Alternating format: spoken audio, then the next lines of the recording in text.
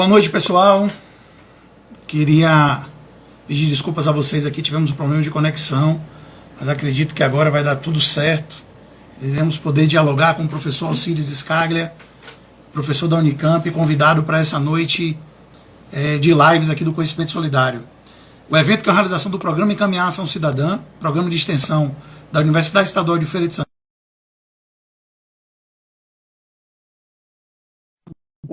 da trajetória dele e da temática, tá bom? Já estou chamando o professor Alcides aqui para a gente iniciar, vai dar tudo certo, e aí o professor Alcides vai daqui a pouquinho aparecer para a gente aqui, em bom áudio e em bom vídeo. Pessoal, mais informações, procurem sempre o site do PEAC, peacufes.com.br, digita lá, tem a programação total dessa semana, de quarta a sexta, e da semana que vem, de quarta a sexta. Continua cortando?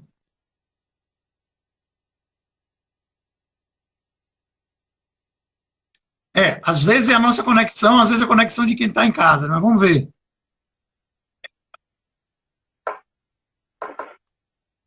Acho Como é que está, professor? Tudo bem? Boa noite. Conversa, hein, Jaders? Você me ouve bem?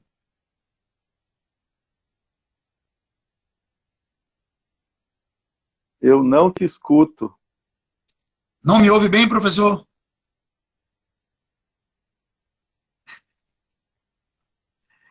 Estou percebendo que as pessoas estão nos escutando, mas a gente não está conseguindo se comunicar.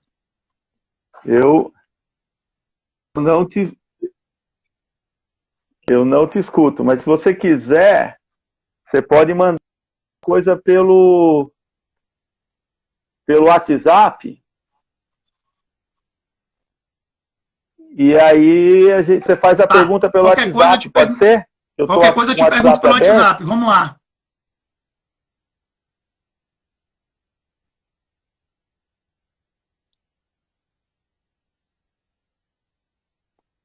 Vamos falar dessa temática então, né? Pedagogia do esporte e metodologia para ensino da pedagogia do jogo. Como metodologia para ensino do esporte. Vamos lá. Já mandei o zap aí. Vamos dialogar pelo zap. Vamos usar mais de uma rede social, Instagram e WhatsApp. Vamos lá, o professor Alcides vai falar sobre pedagogia do jogo enquanto metodologia para o ensino do esporte. Pode tocar o marco, professor, se apresenta um pouco e vamos para o jogo. Ótimo, então, eu estava me apresentando, né, e terminei a apresentação falando exatamente daquilo que nós temos feito dentro da pedagogia do esporte, né? Grande temática e nosso grande desafio.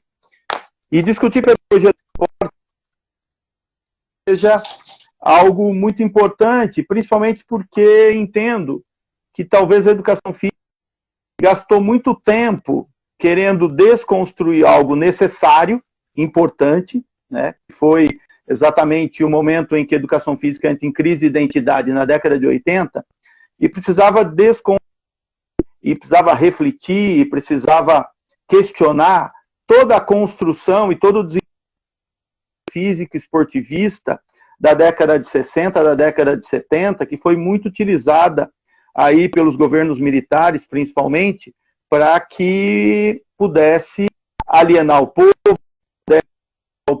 e infelizmente usaram muito do esporte para fazer isso. E a década de 80, então, foi o momento onde a educação física começa a questionar, né?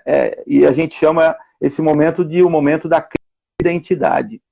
Mas a partir da década de 90, né, nós temos aí dessa crise a partir de várias abordagens, várias propostas da nossa educação física. Mas, apesar das propostas, nós tivemos muitas dessas propostas uma preocupação de tocar no tema esporte, falar sobre esporte. Ficou estigmatizado, ficou ali com rótulo que não permite com que as pessoas tenham coragem de enfrentar o esporte. E creio que agora, entrando no século, né, principalmente aí depois da sua primeira década, uma possibilidade, a partir da pedagogia do esporte, de entender e de conseguir trabalhar com esse esporte, sem medo. Conseguir entender que o esporte é aquilo que muitos sociólogos recebem, de que o esporte é aquilo que nós fazemos dele. E hoje nós temos, a partir da pedagogia, quando eu falo pedagogia, eu não estou falando da pedagogia única e exclusivamente pedagogia. Óbvio que a pedagogia se sustenta na filosofia, se sustenta na sociologia, se sustenta na psicologia. Pensar a pedagogia a partir dos seus marcos teóricos, as suas teorias de fundamentação, de base, permite que tenha a possibilidade de, sem medo, trabalhar com esporte e conseguir desenvolver pedagogicamente o esporte nos seus diferentes locais, né? Quer seja no esporte de alto rendimento, porque é um absurdo acreditar que as pessoas no alto rendimento, elas não precisam do conhecimento pedagógico, né? Isso é exatamente um equívoco, principalmente porque associam pedagogia ao processo de iniciação. Acreditam que ao falar de pedagogia, eu estou falando de crianças, né, ou de um trabalho voltado para crianças. O momento de mostrar que a pedagogia do esporte, ela trabalha tanto na iniciação, quanto na especialização, quanto no alto rendimento. E talvez esse seja o desafio atual colocado por todos nós. Como, a partir desse conhecimento, a gente tem possibilidade de ajudar as pessoas a deixarem de ter medo do esporte, a, com certeza, não trabalhar com perspectiva alienante, esportivista, e sim trabalhar o esporte numa perspectiva crítica de emancipação, né? Talvez esse seja o desafio. Eu acho que está cortando, o pessoal está sinalizando que está cortando, a gente não perder essa oportunidade. Nós temos duas opções. Eu não sei se o senhor está usando o computador, talvez seja melhor usar o celular, ou então você pode entrar direto no Instagram. Eu vou te passei já aí, você tenta entrar e vai direto com a conexão direta. Quer arriscar assim?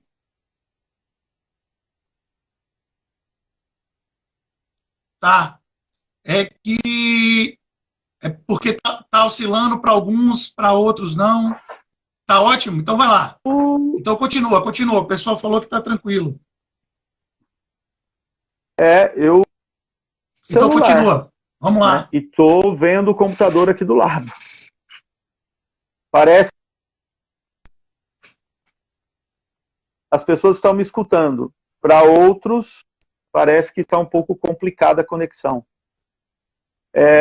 Então, como você está dizendo para eu continuar aqui, acho que muitas pessoas estão conseguindo Às vezes, entender. algumas pessoas cortam. Eu tinha parado exatamente nessa discussão sobre o que é pedagogia do esporte. E aí, e todas as outras pessoas que estão aí nos escutando, bem ou mal, cortando ou não cortando, né? Veja, quando a gente pensa a pedagogia do esporte, sobre essa perspectiva, a gente entende que o seu maior desafio é conseguir teorizar, e não só teorizar, mas é transformar a teoria em prática, ou seja, a pedagogia é uma prática educativa, cuida de todo o processo pedagógico que vai desde a sua teorização, ou seja, a fundamentação de base, até a perspectiva de aplicação. Então, quando nós falamos de pedagogia do esporte, nós estamos falando de todo o ensino, aprendizagem e treinamento do esporte, que passa pela sistematização, ou seja, pela organização dos seus conteúdos, pela determinação de quais são os conteúdos do esporte, e entendendo que conteúdos não são conteúdos apenas técnico-táticos. Eu acho que esse talvez seja quando as pessoas pensam que trabalhar com esporte é simplesmente trabalhar questões técnico-táticas. Nós temos que pensar o esporte de uma maneira muito mais ampla e entendendo quantos valores estão ali bem estabelecidos por meio do esporte, e a gente precisa, obviamente, ter essa preocupação como conteúdo do ensino do esporte, independente da fase, quer seja na iniciação, na especialização e no alto rendimento. Não existe simplesmente um momento de formação e depois um momento de treinamento, de especialização. O momento de formação, ele é contínuo, ele é a todo momento, quer seja no alto rendimento, eu tenho esse compromisso de formação, eu tenho esse compromisso crítico de questionamento de valores que estão colocados para o esporte. Então, desse modo, nos ajuda a entender que eu tenho que sistematizar, eu tenho que organizar esses conteúdos, eu preciso pensar, então, nesse currículo, né? E aí nós temos perspectivas teóricas para entender esse currículo, mas nós precisamos entender a pedagogia do esporte a partir de um currículo. A aplicação, né? E a aplicação, talvez a gente possa começar a falar sobre métodos de ensino, nós podemos falar sobre modelos de ensino, e a avaliação, né? Como que a gente avalia esse processo. Então veja como a pedagogia do esporte tem uma aplicação e uma amplitude um tanto quanto grande para a formação das pessoas. Não é, ou não seria apenas uma disciplina da pedagogia do esporte que dá conta disso. Por exemplo, na FCA, no curso de Ciência do Esporte, temos no mínimo 8 disciplinas que tratam dessa temática do esporte. Então, 8 disciplinas responsáveis pela formação de um pedagogo do esporte. Então, de novo, pedagogia do esporte talvez não se restrinja a uma disciplina, né? Assim, pensar a pedagogia do esporte, e como nossa temática aqui é um pouco falar mais especificamente sobre metodologias de ensino, e principalmente sobre a metodologia que nós estamos desenvolvendo já há mais ou menos 28 anos, que é pensar a pedagogia do esporte a partir do que nós estamos chamando de pedagogia do jogo, né? Para entender a pedagogia do jogo, é preciso entender que nós estamos partindo de um pressuposto inicial, que é entender que o esporte, antes de tudo, ele é um jogo. O esporte tem que ser entendido enquanto jogo. Com certeza, o professor João Batista Freire vai um pouco mais nessas questões relativas ao jogo. Mas nós começamos a estudar o jogo mais ou menos na virada do século, 1999 e 2000, onde eu e o professor João Batista começamos a aprofundar uma discussão um pouco maior sobre teoria do jogo. Por quê?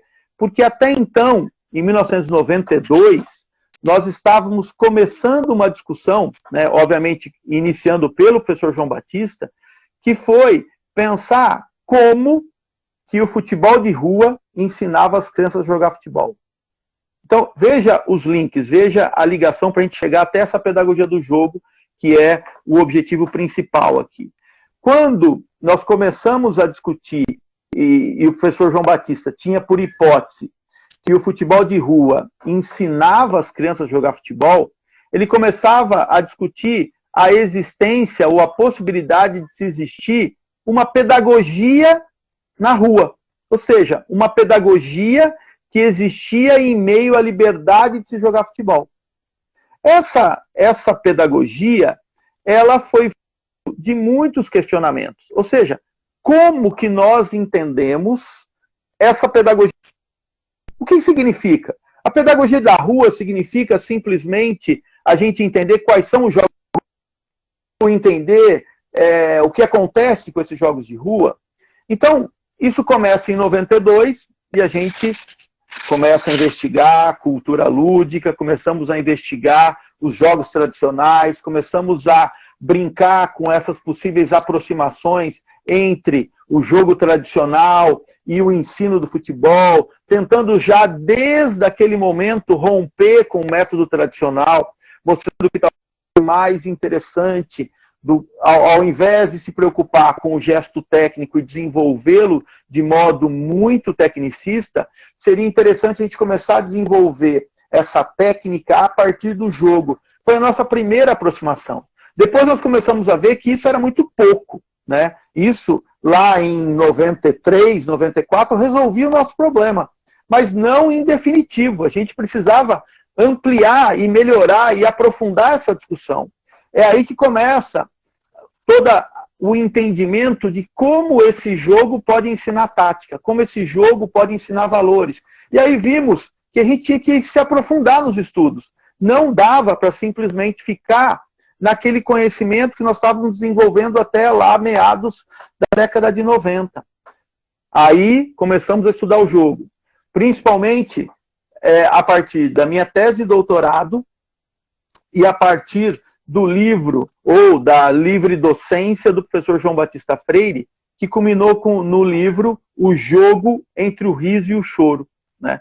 Eu convido todo mundo a conhecer esse belo livro do professor João Batista, que é O Jogo entre o Riso e o Choro. E essa discussão,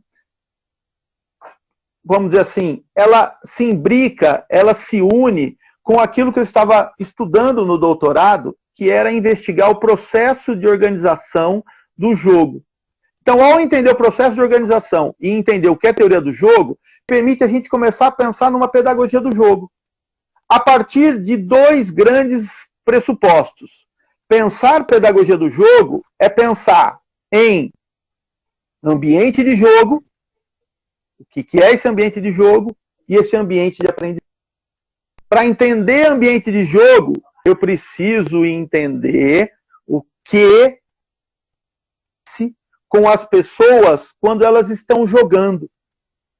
Veja, lembra quando todo mundo... Lembra, cada um de vocês, principalmente quem está me escutando bem, eu tenho visto aí que tem pessoas que estão conseguindo me escutar bem. Veja, lembra quando você jogava, quando você brincava na rua, quando você se engajava no jogo? Agora, não lembra só quando você brincava na rua. Lembra agora, na própria idade adulta, ou em que você mergulha no jogo, em que você entra no jogo. Parece que você é absorvido pelo jogo. Parece que você entra no mundo do jogo. Essas metáforas tentar entender um pouco esse processo, né? Que é uma forma da gente viver o jogo. Nessa sensação surge esse compromisso com o jogo. Esse compromisso com o jogo, isso com quem joga e um compromisso com as regras do jogo, né? Isso nos ajuda a entender que esse é o ambiente que rege o jogo. Esse é o que a gente costuma chamar de estado de jogo. E tem alguns autores que nos ajudam a justificar.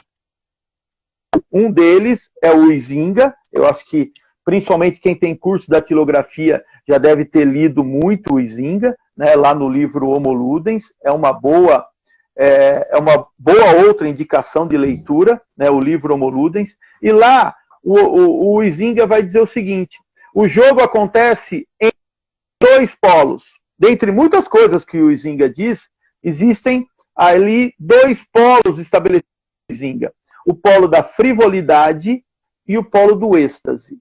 O polo da frivolidade, né, é o polo onde as pessoas não podem dar relaxo no jogo.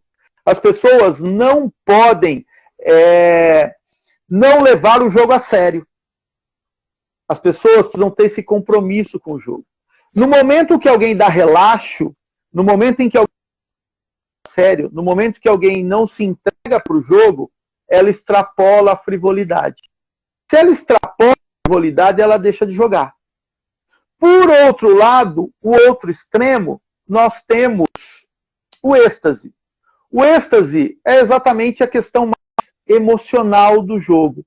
Logo, se eu não tenho um controle emocional, eu extrapolo o êxtase. Perco o controle emocional do jogo. No momento em que eu perco o controle emocional do jogo, eu também deixei de jogar. Então veja que interessante, né? Simplificando, entre a frivolidade e o êxtase, o jogo acontece. É o estado de jogo. Entenda uma coisa. Se você quiser, talvez seja até interessante a gente fazer uma analogia. Entre a frivolidade e o êxtase, acontece o estado de jogo. Veja, é como se existisse um degradê de cores. Jaderson, não sei se você está me escutando, mas pensa um degradê de cores. Pensa na cor verde, na cor azul.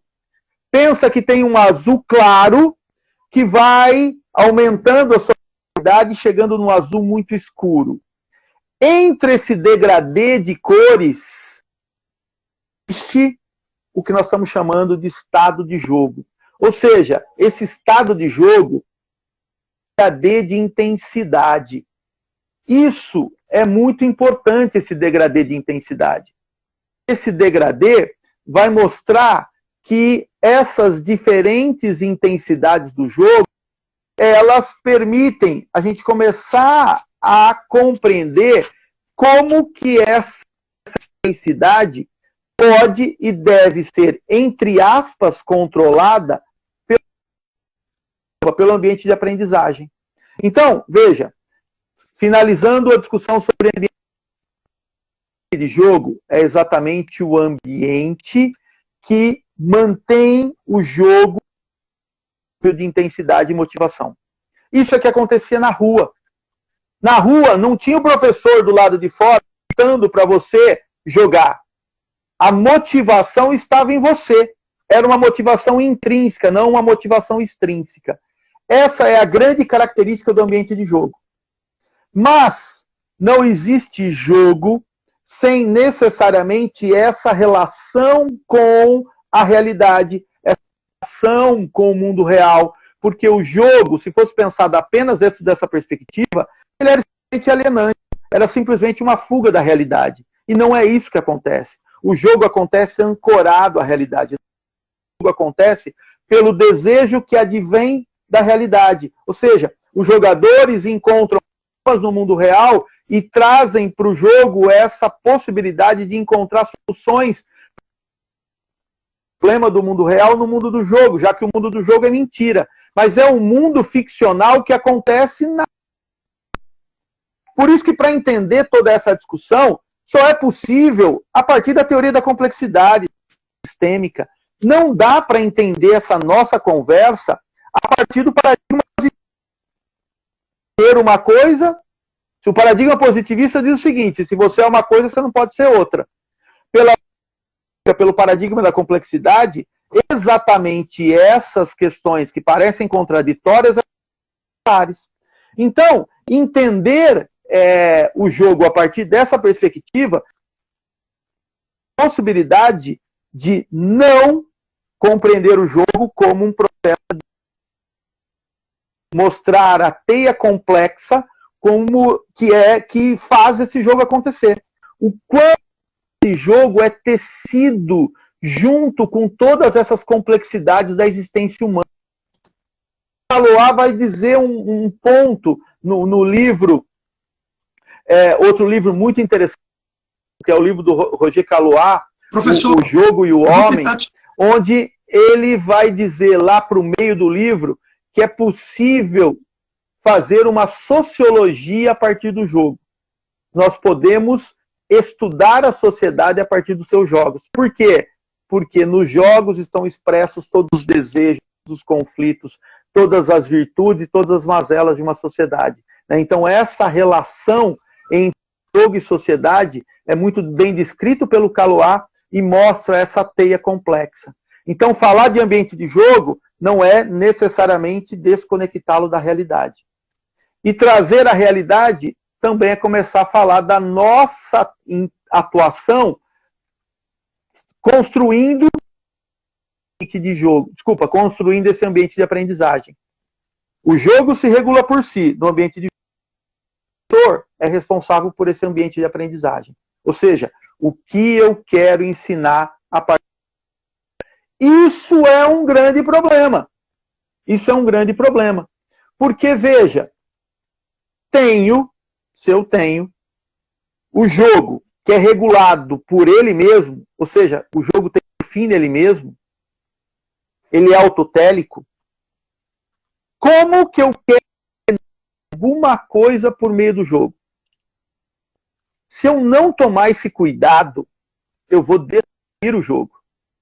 Que é, infelizmente, o que eu tenho visto, Jaderson, com algumas pessoas do jogo, que entendem que o jogo é uma boa possibilidade de fazer com que as pessoas aprendam, mas eles abusam ao estabelecer um ambiente de aprendizagem.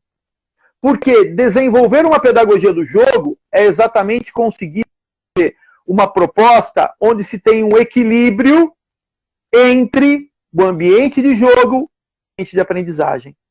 Logo, um professor, para desenvolver uma metodologia pautada no jogo, quer na iniciação, quer seja na especialização, quer seja no alto rendimento, ele precisa de um processo de organização e ele precisa entender que ele vai intervir no jogo, mas de maneira indireta do que de maneira tão abrupta e direta. Não que ele não possa ter intervenções diretas, mas no momento em que ele entende como o jogo se desenvolve, como se dá o seu processo de organização, e aí entra a combinação da livre docência do professor João Batista com o livro Jogo entre o Riso e o Choro, e a minha tese, que acabou virando o livro O Futebol e as Brincadeiras de Bola. Esse livro, Futebol e as Brincadeiras de Bola, que é a minha tese de doutorado, porque acho que o livro está até esgotado. Quem não conseguir ter acesso ao livro tem acesso à tese, e a tese tem acesso gratuito pelas bibliotecas das universidades públicas do Estado de São Paulo. Tanto é que qualquer tese defendida na USP, na Unesp, na Unicamp, ficam com acesso gratuito a todas as pessoas. Então você pode ter acesso a todo esse conhecimento que eu estou falando aqui do livro O Futebol e as Brincadeiras de Bola, a partir da minha tese. E lá, na tese, eu vou descrever esse processo de organização, e a partir desse processo de organização, é possível a gente imbricar esses dois ambientes, interagir esses dois ambientes, de modo a fazer com que o aluno, o jogador, o atleta, continue em estado de jogo, mas esse estado de jogo, ou esse jogar, ou o que está em jogo, estão presentes os conteúdos que eu quero desenvolver. Conteúdos organizados, estabelecidos por um currículo na iniciação, ou estabelecidos por um modelo de jogo, uma ideia de jogo no alto rendimento. Assim, um professor que procura e que tem por objetivo desenvolver uma proposta pautada no jogo, quer seja na iniciação, quer seja na especialização, precisa ter muita sensibilidade pedagógica. Essa sensibilidade pedagógica, ela é decisiva para que eu consiga saber não só o como fazer a intervenção, mas sim quando fazer a intervenção. Olha que ponto importante, Jaderson. Olha que ponto importante. Talvez lendo artigos, estudando, escutando lives, interagindo conosco, é possível entender todos os comos de uma metodologia. É possível entender o que eu posso fazer ao trabalhar com um bobinho e fazer umas alterações nesse jogo de bobinho. É possível, isso é muito fácil. Lendo o livro eu consigo entender. Consultando um banco de jogos, eu consigo entender que se eu fizer assim ou assado, eu vou conseguir desenvolver determinadas habilidades técnicas, determinadas habilidades táticas, mas eu quiser desenvolver como uma atitude de cooperação, por exemplo. Mas, de nada vale eu saber só isso. Eu preciso entender os quandos. E os quandos passam por essa minha sensibilidade. Os quandos passam pela minha experiência. Por isso é tão importante essa relação que o professor, que o treinador estabelece com os seus alunos. É uma relação humanizada e humanizante. Por isso que nós nos pautamos tanto nas propostas de Paulo Freire. exatamente na perspectiva de conseguir entender que nós temos um compromisso muito grande para além de um conteúdo técnico. Eu tenho um compromisso que é um compromisso de desenvolver uma pedagogia humanizante, uma pedagogia humanizada, uma pedagogia que leve em consideração um ser humano lá na minha frente, e não simplesmente biológico, e não simplesmente um ser que tem determinadas capacidades aeróbicas X, Y, Z. Eu me pauto numa perspectiva que vem das ciências humanas, que mostra que eu, enquanto treinador, preciso do conhecimento da fisiologia do exercício, falando agora no alto rendimento, eu preciso de conhecimento da fisiologia do exercício, eu preciso de conhecimento da teoria do treinamento, eu preciso ler o Bompa, o Matveev, eu preciso de todas as pessoas, mas eu preciso de conhecimento pedagógico, eu preciso desenvolver essa sensibilidade, eu preciso entender que esse ser humano é um ser humano para interação comigo. Assim, eu consigo gerir essa jogo de modo a possibilitar com que esse imbricar do ambiente de aprendizagem com o ambiente de jogo ocorra. E nesse imbricar é desenvolvido toda essa metodologia, toda essa possibilidade de entender essa metodologia que pode ser aplicada na escola, que pode ser aplicada nas escolinhas de futebol, que podem ser aplicadas na especialização dos clubes de base, nas categorias de base, e que podem ser aplicadas no alto rendimento. Nós precisamos levar toda essa discussão para todos esses cenários. E toda essa reflexão nos ajuda a mostrar que a pedagogia do esporte talvez seja a grande área do conhecimento que nós precisamos dar uma atenção maior nesse momento. Já fazendo um link com o que eu disse no início, já que nós não perdemos tempo, mas investimos tempo numa discussão que foi importante, mas que agora precisa voltar a ter uma discussão muito forte com questões metodológicas. Eu preciso entender como que eu ensino esporte. Até nas aulas de educação física. Entendendo que, obviamente, o esporte não é o único conteúdo das aulas de educação física. Mas ensinar a jogar também é um grande desafio para o professor de educação física. Veja, eu preciso discutir o esporte na aula de educação física escolar? Sim, eu preciso discutir o esporte. Mas eu também preciso e tenho o compromisso de ensinar os meus alunos a jogar esporte. O que é esse jogar? Esse jogar é dominar as técnicas? Não. Esse jogar é conseguir jogar o esporte possível.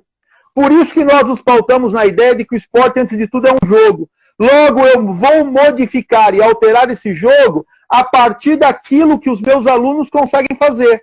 De posse com que eles consigam jogar o jogo possível dentro da escola. Mas joguem esse jogo possível. O jogo possível não é o handball pautado na sua lógica da regra oficial, mas é o handball possível de ser feito na 7ª série, na 6ª série, quer seja em Feira de Santana, quer seja em outro lugar. Eu não fico refém da lógica do esporte enquanto um esporte com as suas regras únicas e achar que na escola o meu objetivo enquanto professor é ensinar esse esporte. Aí sim é uma grande alienação. Aí sim é pensar o esporte como algo excludente da educação física. Mas não tenho dúvida que também é excludente eu não ter a possibilidade de mostrar para os meus alunos que eles são competentes para jogar, que eles podem jogar. Por quê? Porque isso é uma prática cultural. E uma prática cultural que precisa cada vez mais ser incentivada, principalmente nos tempos atuais, onde os alunos, as crianças, os jovens, nas aulas de educação física, muitas vezes têm sido, por conta dessa metodologia tradicional e por conta de entender o esporte nessa perspectiva equivocada, esporte apenas de alto rendimento, ou esporte como algo onde as pessoas precisam se adaptar a ele e não ele se adaptar às pessoas, você tem jogado esse monte de criança para a internet. Você tem jogado esse monte de criança para jogar Fortnite. Jogado esse monte de criança para jogar Clube Penguin. Levado esse monte de criança para jogar Overwatch. Por quê? Porque lá eles se sentem competentes. Lá a internet conseguiu fazer e acolher pessoas de modo com que essas crianças consigam jogar. Por que nós não conseguimos fazer com que as crianças consigam jogar jogos dentro da aula de educação física, se sintam com uma autoestima elevada e consigam reunir a continuar jogando para além das aulas de educação física? Esse é o nosso grande desafio. Por isso que nós temos esse compromisso. É um compromisso importantíssimo para todo professor de educação física escolar.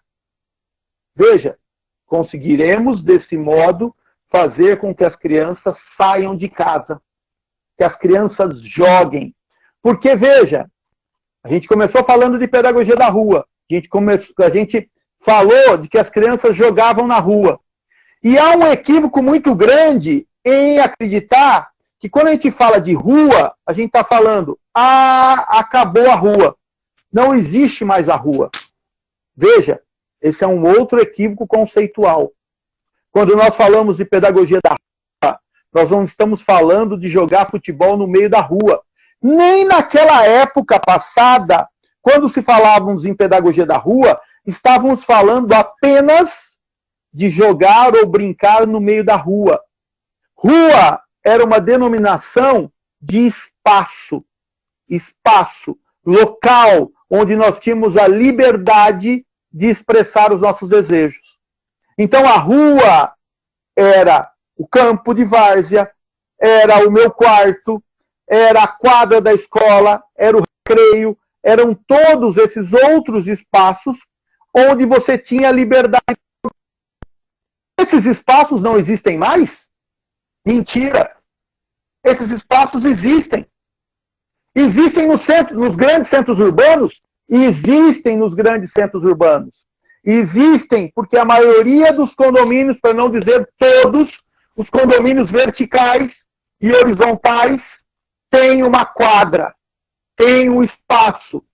Nós temos nas ruas, nas cidades, sempre praças, onde se tem espaço para jogar.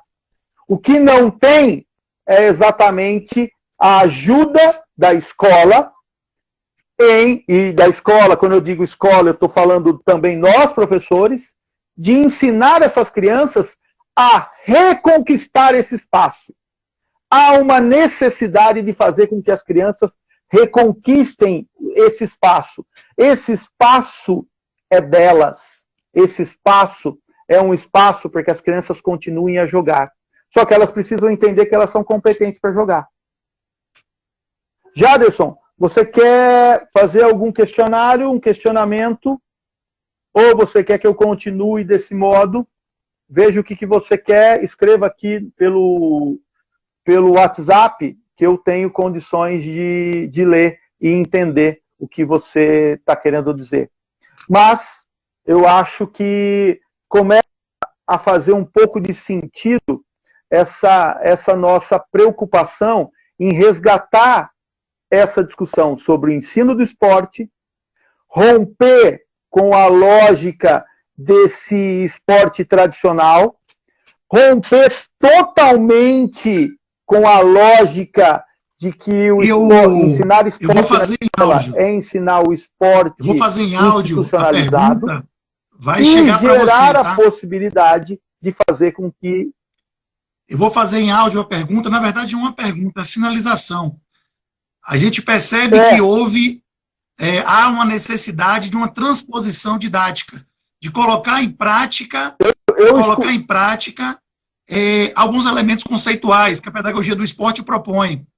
Isso, fala A pedagogia do esporte propõe isso. E aí o que me preocupa é que eu queria que você comentasse sobre isso, você tá gravando a questão áudio, de domínio conceitual de princípio. Os princípios da pedagogia do jogo, os princípios da pedagogia do esporte exigem para além do conhecimento dos conceitos. Né? Quais são os conceitos de base, para que as pessoas não se percam nisso, né? Porque muitas vezes a gente inventa nomenclatura nova, mas a ancorada, né? A ancoragem da pedagogia do esporte, da pedagogia do jogo, está na lógico-tática, no processo criativo, de valorizar o ser humano. Então, eu queria que você falasse sobre isso, a preocupação do número de conceitos que hoje tem aí, tão difundido, e essa questão da discussão de competitividade e cooperação.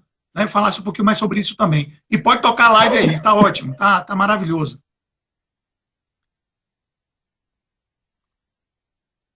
Beleza, eu estou esperando chegar a tua pergunta aqui, pelo áudio que você gravou, e aí eu consigo respondê-la.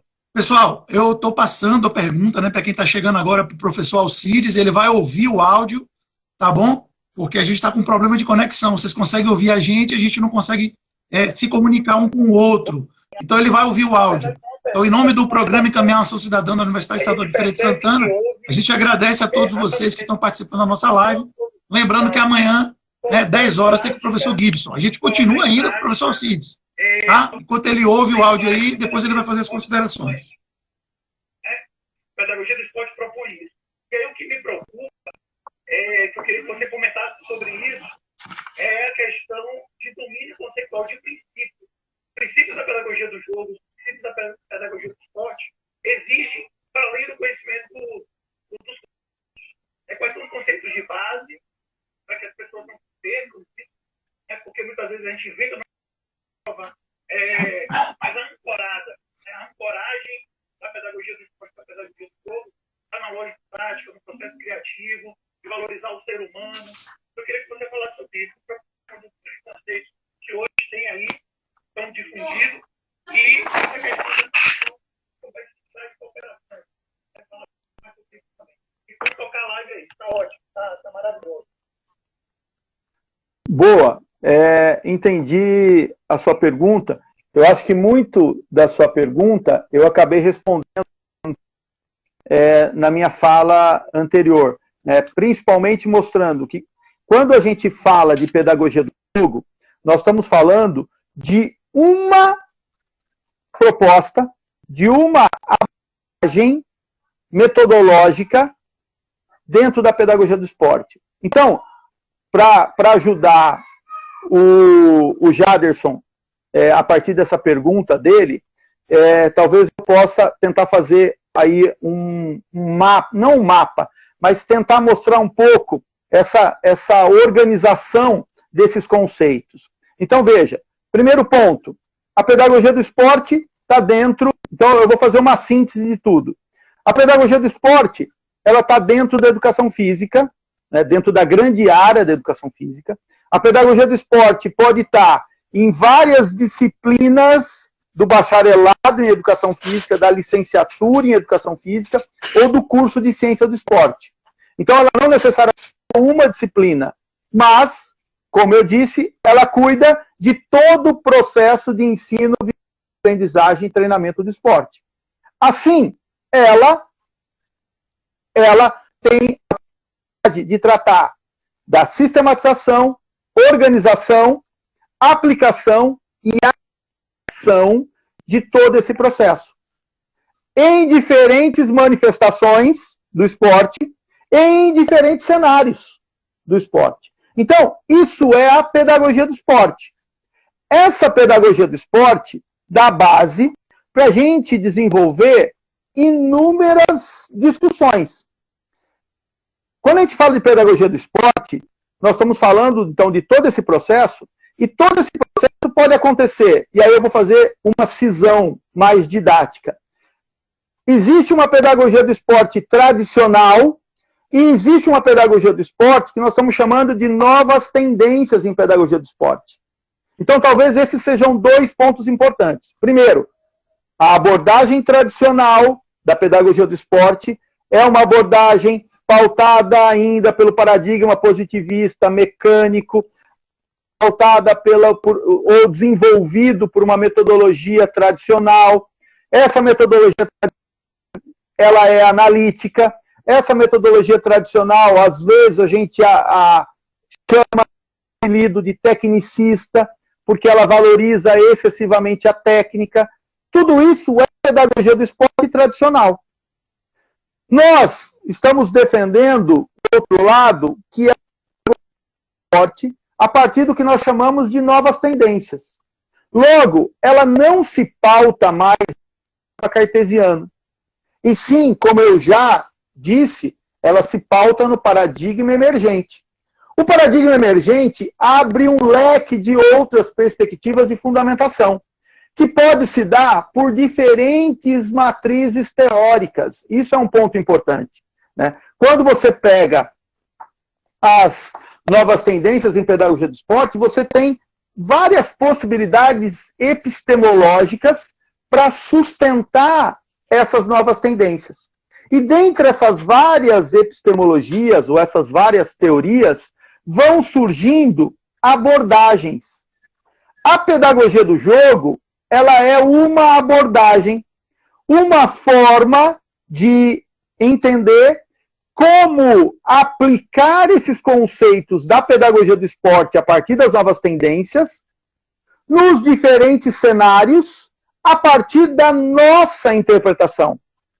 O professor Pablo Greco tem uma outra base de fundamentação, onde, em alguns momentos, nós interagimos, em alguns momentos elas se tocam, em outros momentos elas não se tocam. Isso não quer dizer que a minha é melhor do que a dele, ou que a dele é melhor do que a minha, ou que a dele está errada e que a minha está certa. Não.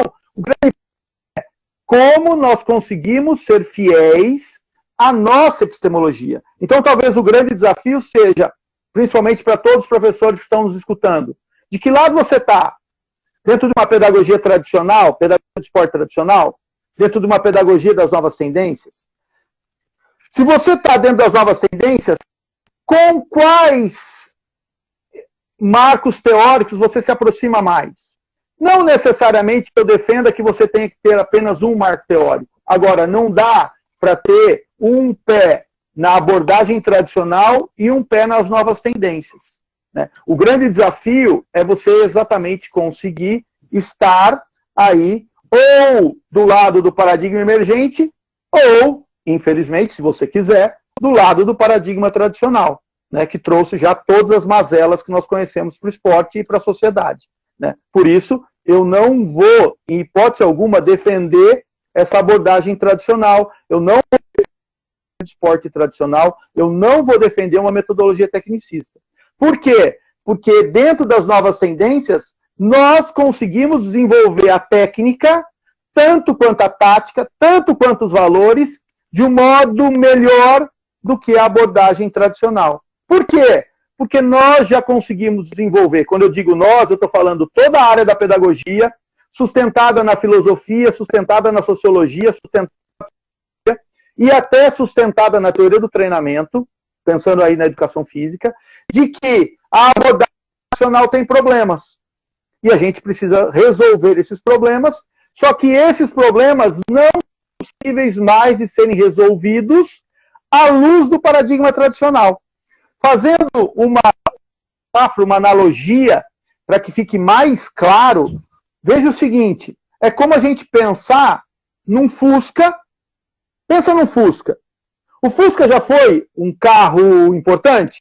Já foi um carro, o principal carro? Já foi o maior avanço tecnológico e científico de todos os tempos? Sim, teve o seu momento. Agora pensem o seguinte, pensem um Fusca e todos os avanços tecnológicos da indústria automobilística. Pense todos esses avanços colocados no Fusca. O Fusca não dá, porque o chassi do Fusca não foi preparado, a estrutura do Fusca, o capô do Fusca, não foi preparado para receber toda essa nova tecnologia.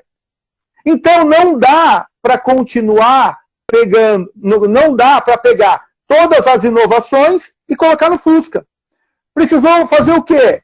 Criar um novo paradigma de carro, um novo modelo de carro.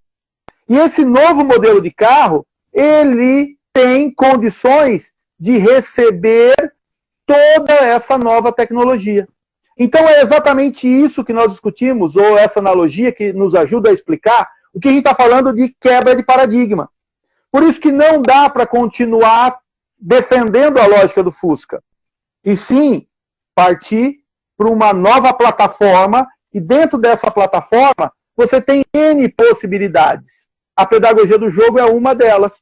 A proposta do professor Greco é outra. A proposta de outros autores são diferentes. Hoje, quem tem estudado a pedagogia do esporte, principalmente na atualidade, tem visto que a se pauta em modelos de ensino. E os modelos de ensino, na maioria das vezes, estão debaixo do guarda-chuva que a gente chama de game-based approach. Ou seja, abordagens que se pautam no jogo. Então, a proposta que eu tenho defendido junto com o meu grupo, a partir do professor João Batista Freire, é uma abordagem debaixo desse que são as game-based approach. Por exemplo, Sport Education, do professor Sidentop, é uma outra abordagem debaixo aí desse guarda-chuva das game-based approach. A proposta do professor Greco é uma outra proposta debaixo desse guarda-chuva. A proposta do Teaching Games for Understanding é uma outra proposta debaixo desse guarda-chuva. A proposta do Constant-Led Approach é uma outra proposta, um outro modelo de ensino pautado nessas premissas de valorização do jogo. Então, é importante você entender isso para que você comece a se situar e comece a ter um entendimento. Primeiro, eu não preciso necessariamente dominar essas propostas e aplicá-las como elas pedem. Eu gosto de discutir, como tem discutido, essas propostas a partir de uma lógica de abordagens e não na lógica de modelos. Conseguem perceber a diferença? Abordagens se pautam em princípios. Modelo se pauta em aplicação desses princípios fielmente a uma abordagem.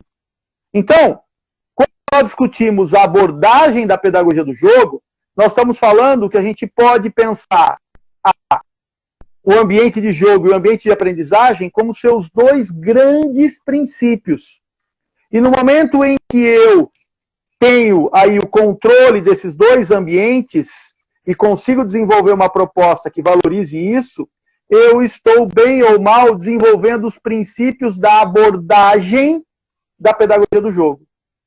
Agora, nós que trabalhamos com essa abordagem da pedagogia do jogo, nós, especificamente, também temos a possibilidade de discutir essa abordagem da pedagogia do jogo na lógica de um modelo de aplicação.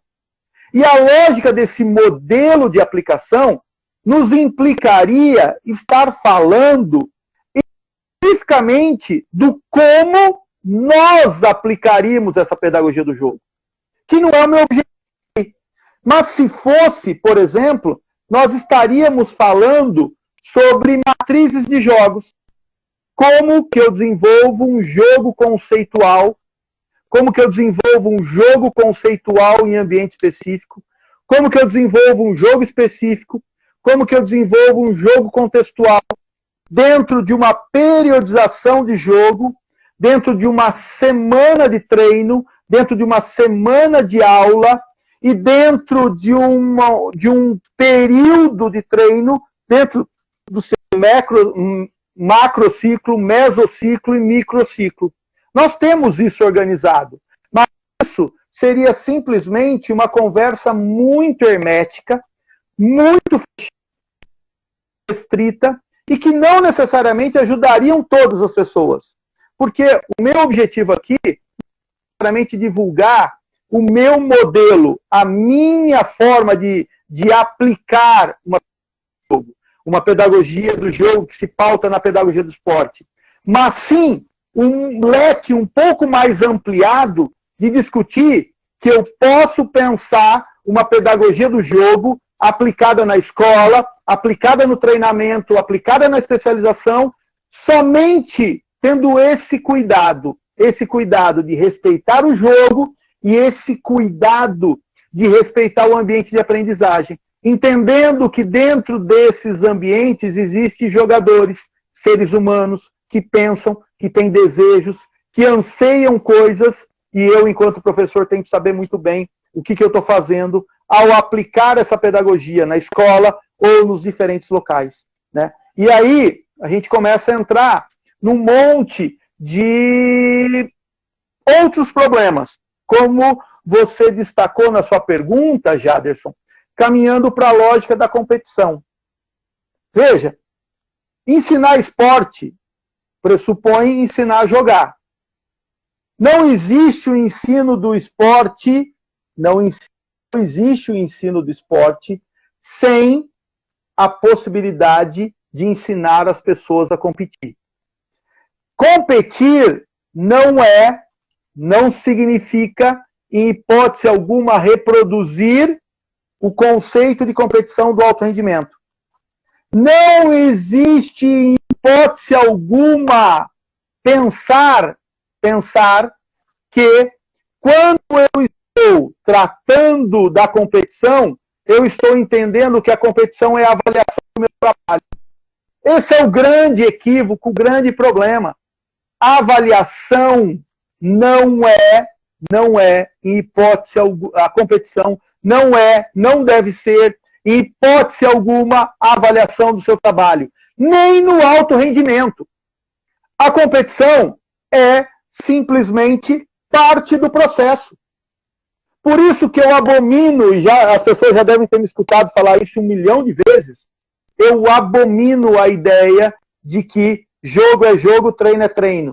Eu tenho que entender que treino é jogo e o jogo é treino.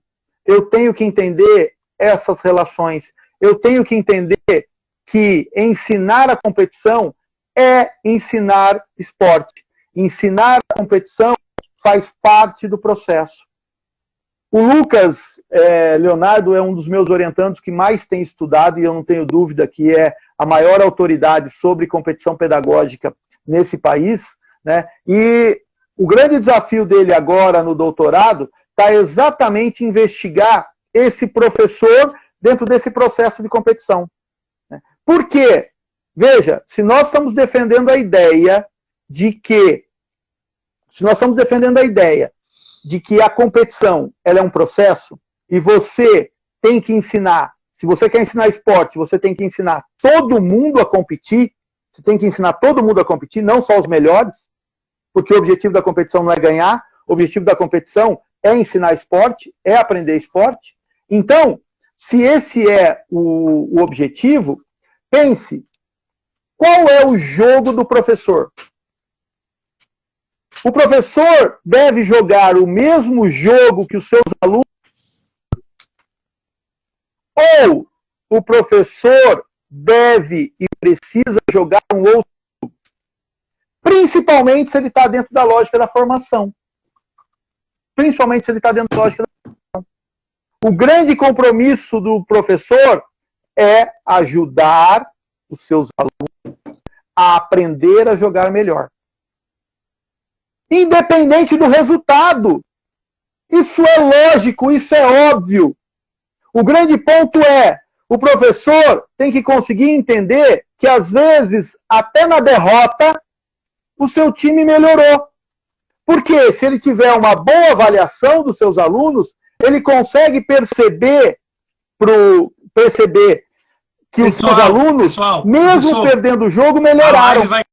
Mesmo perdendo o jogo, eles conseguiram jogar melhor do que eles jogavam anteriormente.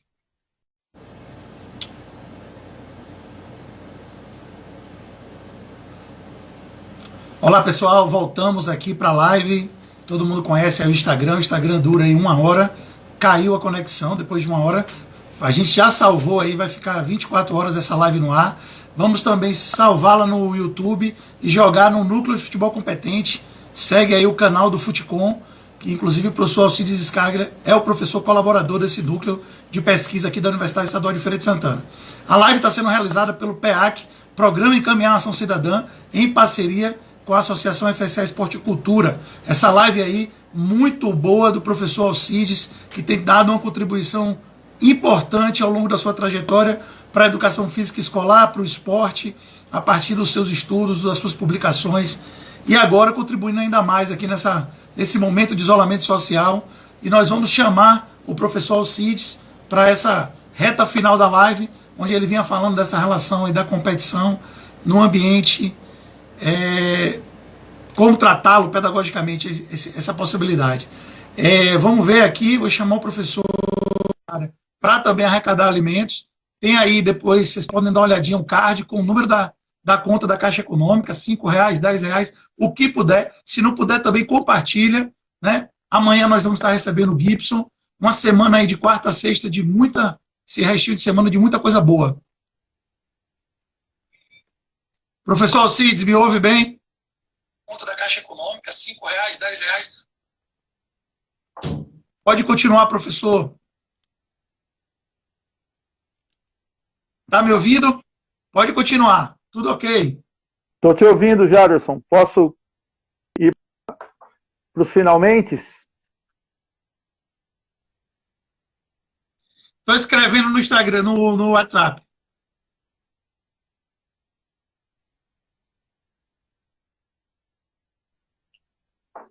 Ótimo.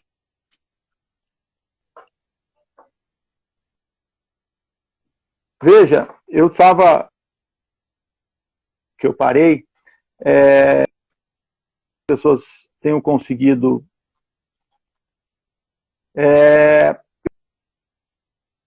competição, só quero finalizar sobre a competição, principalmente reforçando que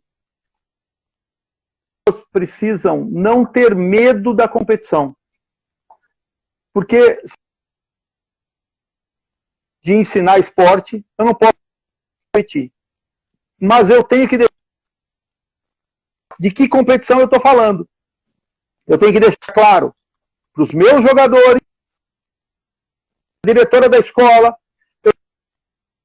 pais, eu tenho que deixar claro. Ou seja, eu tenho que ir com que todo pedagógico seja construído. Não adianta nada eu estar pensando contra uma outra pessoa, contrário. E aí, obviamente, não vai dar gerar uma frustração muito próprios alunos, né? Os meus próprios e se motivar. Também não vai entender nada do que está acontecendo. Então, não tenho medo da competição, como não tenho medo de ensinar esporte. E, logo, se é um processo, ela é um conteúdo. Do mesmo modo que eu ensino técnica, ensinar competição. Competição é um dos conteúdos possível desenvolver, conteúdos técnicos, muito interessante. Ou seja, competição, eu sempre falava para os meus alunos, como se fosse uma aula passeio. Na pedagogia Freinet, que eu tanto... aula passeio. É uma aula que acontecer num outro ambiente, necessariamente no convívio diário, que não necessariamente a todo momento eu tenho contato. Então, que fecha um ciclo que eu preciso ao ensinar. Finalizo aqui essa discussão sobre a abordagem, convidando todo mundo, e aí eu gostaria que todo mundo conhecesse nosso canal no YouTube, que nós lançamos essa semana, chamado LEP Digital. É um projeto que tem por objetivo aproximar, e da mesma forma que o Anderson teve essa brilhante ideia, né, essa brilhante ação que, ao mesmo tempo, troca de conhecimento, como é uma ação cidadã de ajudar as pessoas que estão aí. Destacou que isso não é só um problema sanitário e social. Mas ele tem exatamente esse aproximar o conhecimento que é produzido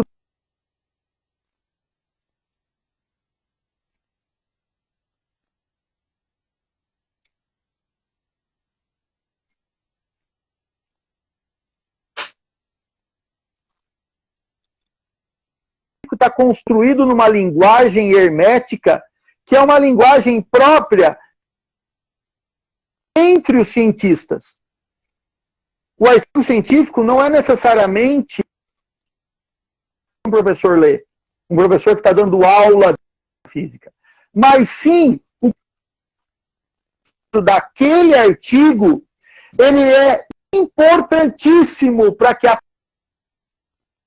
aula de educação física lá na escola, em qualquer local, possa melhorar. Deveria ser para isso que nós produzimos artigos. Produzir artigo produzir artigo não é simplesmente para eu ficar falando que tem mais artigo que você. Produzir artigo é justificar tudo isso. Porque senão a gente vive no mundo da especulação. A ciência vive do mundo da evidência, da digital tem aí essa missão de aproximar. Então entrem no canal do digital, se inscrevam no canal para poder ver aí todas lá tem várias playlists de explicação de artigo, tem playlist sobre indicativos, tem playlist sobre parceiros, que nem essa própria live que nós estamos fazendo, ela vai ficar o link lá no LEP Digital. A plataforma é um local onde nós vamos nos unir, trazer pessoas que diferente e encontrar nesse espaço ferramentas para transformação. Um conhecimento teórico. Então é um primeiro passo, na verdade é um primeiro passo no YouTube, no Facebook, há 2 anos divulgando tudo aquilo que nós fazemos. Nós estamos e agora chegamos. Então eu convido todo mundo a ir lá. E, por fim, queria agradecer demais, Jadson, essa oportunidade. Tem problemas de internet, isso é comum no nosso, infelizmente é no nosso país. Então, mas eu acho que muita gente consegue ter acesso. Infelizmente, pudemos trocar figurinhas, para a oportunidade. Parabenizo você, toda a sua equipe, o núcleo do qual eu ajudando as pessoas, aquilo que a gente tem estudado aí ao longo de 4 anos. Parabenizo demais essa sua ação, de essa ação cidadã, e tiverem possibilidade a fazer, ajudar aí nesse solidária, entendendo, como eu disse, que esse é um problema social e não simplesmente um problema. Bens, e mais uma vez, vamos aí ficar em casa, vamos que tem conhecimento para falar, né, que fica em casa, e não necessariamente pessoas que estão olhando o mercado e não estão olhando o ser humano, né? Não que as questões financeiras e de mercado, isso não quer dizer que nós somos irresponsáveis, mas há uma questão que seres humanos necessariamente, simplesmente, tomem cuidado aí com as coisas que você... Obrigado. Valeu, Jagerson.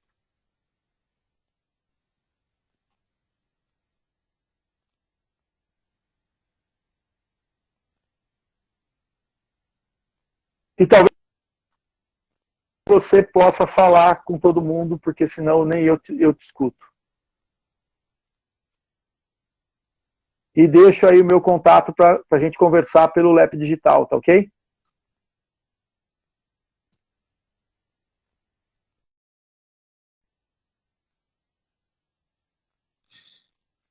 Queria agradecer, gente, muitíssimo aí a presença do professor Alcides Scaglia na nossa live de abertura. Deu um show, né? Mais um show. professor Alcides Scaglia, que já esteve aqui na Universidade Estadual de Feira de Santana, realizando aí uma ação do PEAC, mais ou menos em 2013, 2014, onde o programa estava começando. Então, eu queria agradecer a vocês pela paciência, pelo carinho com o projeto, né, com o nosso programa, e dizer para vocês que realmente tivemos dificuldade de conexão, mas, felizmente, eu acho que o conteúdo principal que o professor Alcides queria trazer na noite de hoje, ele foi garantido. Então, em nome do programa Encaminhar Ação Cidadã, em nome da Associação FSA Esporte e Cultura, nós agradecemos muito. Acompanhe toda a programação de quarta a sexta dessa semana e também de quarta a sexta da semana que vem. Professores aí como João Batista Freire, professor Alcides Scaglia, teremos também o professor Wellington aqui da UFS, professor Gilmar, que vai discutir a questão da atividade física e qualidade de vida na infância e na adolescência. Então, muita coisa bacana vai acontecer durante ainda a programação. Amanhã, o professor Gibson, da Universidade Federal de Minas, vai falar sobre mini-jogos, né? O conceito, o trabalho que ele vem desenvolvendo. Temos também o professor João Batista Freire, o professor Renê Simões, na quinta-feira à noite. Então, muita coisa boa. Espero que realmente vocês possam curtir, compartilhar, mas não esqueçam, gente, quem puder doar, doe, porque o objetivo final é a gente estar divulgando aqui a entrega de alimentos e máscaras de proteção para o município de Feira de Santana. Em nome da Universidade Estadual de Feira, do PEAC, da Associação FSA, agradecer muitíssimo ao batalhão da Polícia Militar aqui, que vai nos ajudar nesse processo de entrega, parceiro da gente aqui nessa ação, ao FUTECOM, que é o grupo de pesquisa, muita coisa boa ficou nessa live, e não tenho dúvida que isso vai provocando aos professores, estudantes, né, alunos, pais, a refletir e repensar suas ações. Eu acho que é para isso. O conhecimento científico tem que estar a serviço da humanidade e não o contrário. O professor passou aqui sem vaidade, de maneira simples e muito sincera, verdadeira e com compromisso ético e com competência técnica o seu conhecimento. Professor Alcides, parabéns, em nome do nosso grupo, desejamos a vocês sucesso aí e estamos juntos no LEP, viu? O pessoal pode seguir aí, eu tenho ouvido bastante, tem sido inclusive fonte de discussão no nosso grupo e está de parabéns o pessoal do LEP e o pessoal da Unicamp. Grande abraço, boa noite, amanhã nos encontramos 10 horas da manhã, vamos resolver essas questões tecnológicas. Espero que vocês tenham ouvido bem meu áudio aí, vocês ouviram bem minha fala final aí? Estão me ouvindo bem? Para ver aí qual é. Lembre de pegar toda a programação, vai estar no peacufs.com.br. Entra lá, vai estar a programação toda, tá bom? Dessa semana e da semana que vem. Muita coisa legal. Tá todo mundo ouvindo bem aí, gente? Me ouve bem? Só para eu ver aí como é que tá a conexão. Bacana. Então, pessoal, boa noite. Só lembrando, meu nome é Jaderson Barbosa, represento o programa Encaminhar Ação Cidadã, mas queria agradecer ao professor Maurício, professor Celestino e toda a equipe de monitores e bolsistas do programa que estão nos ajudando aí nessa movimentação. É uma live solidária, sabemos do momento difícil que nós estamos atravessando, sabemos e reconhecemos isso, mas não podemos perder a oportunidade de interagir, de estarmos distantes, mas conectados com o nosso trabalho. Cuidem também da saúde mental, se aproximem das famílias de vocês, reservem espaços para vocês descansarem, para que vocês possam também cuidar da saúde de uma maneira geral, porque não está fácil, tá bom? Boa noite, gente, muito obrigado. Amanhã, 10 horas, nós nos encontramos com o professor Gibson. E lembrando, tem uma programação muito bacana, 10 horas amanhã de manhã.